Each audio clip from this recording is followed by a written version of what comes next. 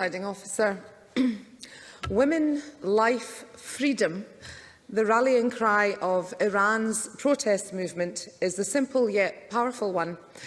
Ignited by the death of 22-year-old Mahsa Amini in September, just days after her arrest for letting too much hair show from under her headscarf. The uprising has been compounded by decades of anger and repression. Even the widespread execution of protesters has failed to diminish the resolve of those fighting for justice. And it is not just women who have found themselves on the front line. Among the protesters this month, journalist Scott Peterson reported that a team of 3 middle-aged men that embark on nighttime missions, one drives, another one films, and the third sprays anti-regime slogans and the names of those killed on the walls of militia, government and religious centres. Wishing to remain anonymous, they said, "We are all like drops, but when we become rivers, then we become oceans and we are united." These men have witnessed the state-sanctioned oppression of women for years and understand that real change requires everyone to play their part. In every corner of the world, to varying degrees, women and girls still find themselves shamefully at high risk of experiencing gender-based violence. And I am thankful to the Cabinet Secretary for today's debate and the Minister, which recognises the crucial role men must play in its eradication during this global 16 days of activism against gender-based violence.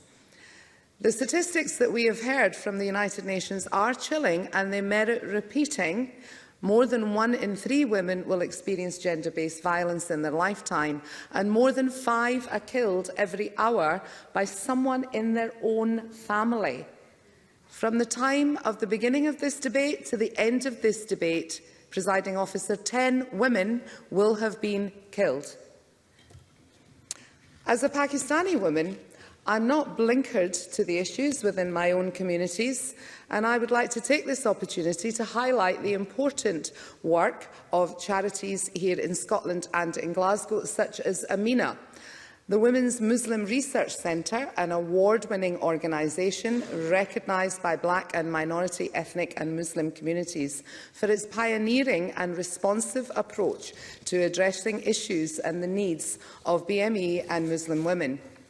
Amina's focus recently has been on raising awareness around honour-based abuse perpetrated against a woman who is perceived to have brought shame on her family. Perceived usually by men.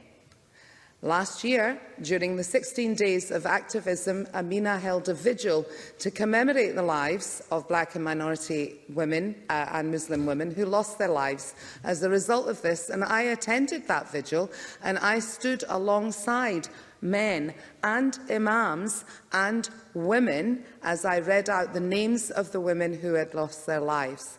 So change is happening, but not fast enough, as we know. Women like Anita Ginda from Glasgow, who was killed in 2003, just aged 22.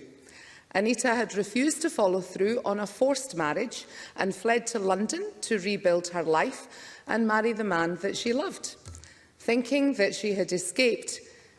But Anita was brutally killed 2 years later, strangled in front of her 18-month-old son while she was 8.5 months pregnant. Stories like Anita's are horrific and uncomfortable to listen to, but we must use this momentum built by these global campaigns to push for the behavioural shift required that will end systemic violence against women. It is, as we have acknowledged, the responsibility of men to address and control their behaviour, to be positive role models for younger generations, and to challenge systems and attitudes around masculinity that normalise gender inequality. Nevertheless, we do have a collective role to play, and I join the Ministers and the Cabinet Secretary in applauding Police Scotland's That Guy campaign, which brings these issues to the forefront and has helped stimulate important conversations. I'm also pleased that the Scottish Government remains committed to the continued evaluation and development of its Equally Safe strategy to eradicate violence against women, with the £9.5 million that is being provided to 121 projects in just its first 6 months. Early intervention and preventative measures are a critical factor in the success of this strategy, which has been developed by Rape Crisis, amongst others that my colleagues have mentioned, including the University of Glasgow in my constituency. It encourages secondary schools to take a holistic approach to preventing gender-based violence, with student voices at the forefront. And I welcome this approach in preventative approach and education in building and maintaining healthy relationships and the meaning of consent. It's also important that we as MSPs continue with our schools to engage with them and local authorities to encourage leadership in this area and lead by example in the way that we conduct ourselves.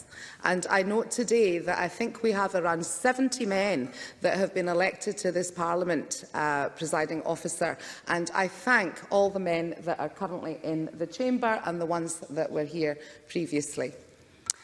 I finish with the words of former Secretary-General of the United Nations, Ban Ki-moon. Violence against women is never acceptable, never excusable and never tolerable. If we want women and girls in Scotland to grow up with equal opportunities in a truly equal society, nobody can afford to sit on the sidelines, especially not the men. Thank you.